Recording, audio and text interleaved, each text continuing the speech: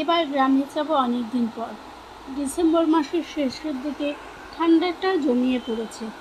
বাবা মায়ের সাথে অনেকদিন পর গ্রামের বাড়িতে যাব ভেবে বেশ ভালো লাগছে। একই শীতের সময় পিঠে পুলির ধুম, তারপর আবার পড়াশোনা থেকে লম্বা একটা ছুটি। মনে মনে যখন এসব ভাবছিলাম তখনই কোনো একটা ঘটনা আমার জন্যে খুবই আশ্চর্যের। রহস্য যেন আমার জন্যই অপেক্ষা করে বসেছিল। একটা কাকাতুয়া পুষেছি বেশ কিছুদিন ধরে। আগে নানা জাতের বিড়াল কুকুর পুষলেও এখন শখ হয়েছে পাখি পোষার। আদর করে তাই কাকাতুয়াটাকে কথাও বলা শেখাচ্ছি। গ্রামে যাওয়ার সময় খাঁচা বন্দি করে পাখিটাকেও নিয়ে গেলাম, আর কিছু কিছু কথা বলা শেখাচ্ছিলাম। গ্রামে পৌঁছাতে বেশি সময় লাগবে না। বাড়িতে ঢুকেই কাকিমা ঠাম্মারা সবাই জড়িয়ে ধরলেন।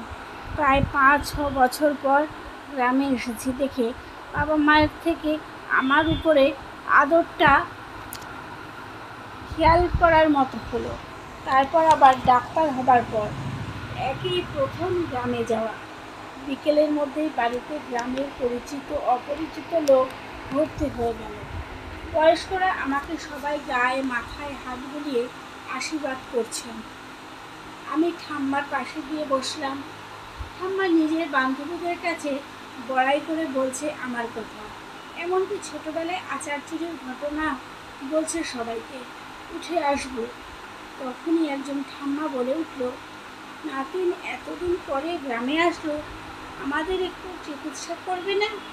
আর রাত হলে বেশি বাইরে যেও না, আমাকে বলল। তারপরে ঠাম্মাকে উদ্দেশ্য করে বলল, ও বোন, নিশির কথা বলে রাখতে পারো আমাকে। ঠাম্মা বলল, সাবধানে থাকো ভালো। আমি উৎসুক চোখে ঠাম্মার দিকে তাকালাম। নিশি বলে পরিচিত কাউকে আমার মনে পড়ছে না।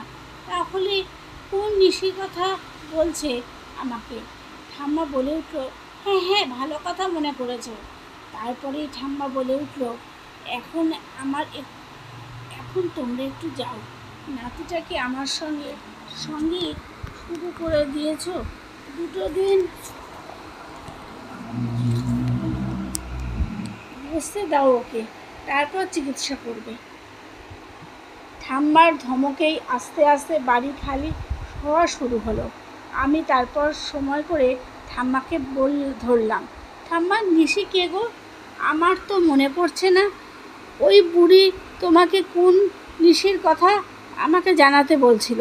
তখন সবেমাত্র সন্ধ্যা নামছে। অজপাড়া, এই গ্রামে খুব কম ইলেকট্রিসিটি আছে। কি ভেবে যেন ঠাম্মা বলে উঠল আমাকে, চুপ চুপ নাতিন, এখন না, আর একটু পরে তোমাকে সব কথাই বলবো। আমি এখন চলো, পিঠে খাবে।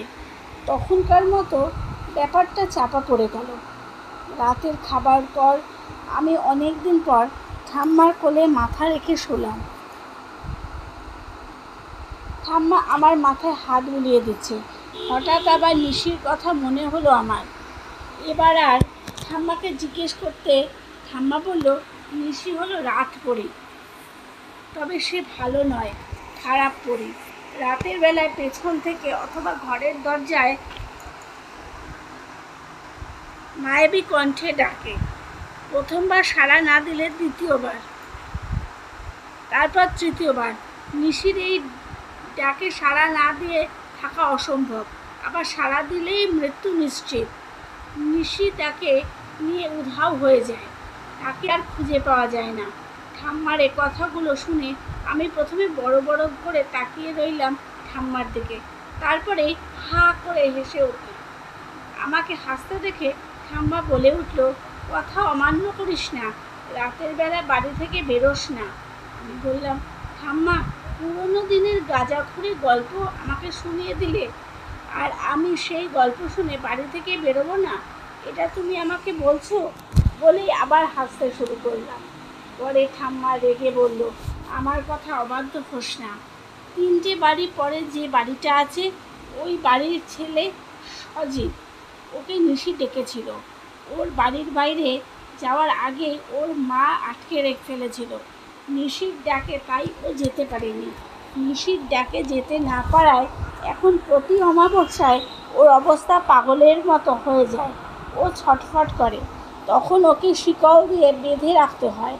এই বলেই ঠাম্মা আমাকে বলে উঠল, তুই কটা দিনের জন্য এসেছিস, এইসব ঝামেলায়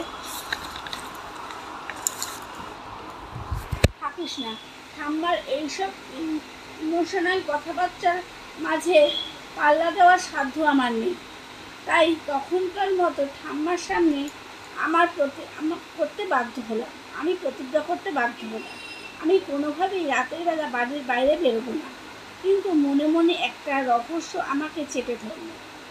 আমি রাতের বেলা আমার পোষা পাখিটাকে খাবার দিলাম, তারপর ঘুমিয়ে পড়লাম। তারপর পরের দিন সকালেই গেলাম সেই বাড়িতে যার উপর নিশি ভর করেছিল। কত মিষ্টি একটা নাম, নিশি, অথচ এটা নাকি ভূতের নাম। ভাবতেই একটা পেট থেকে হাসি আসছে আমার।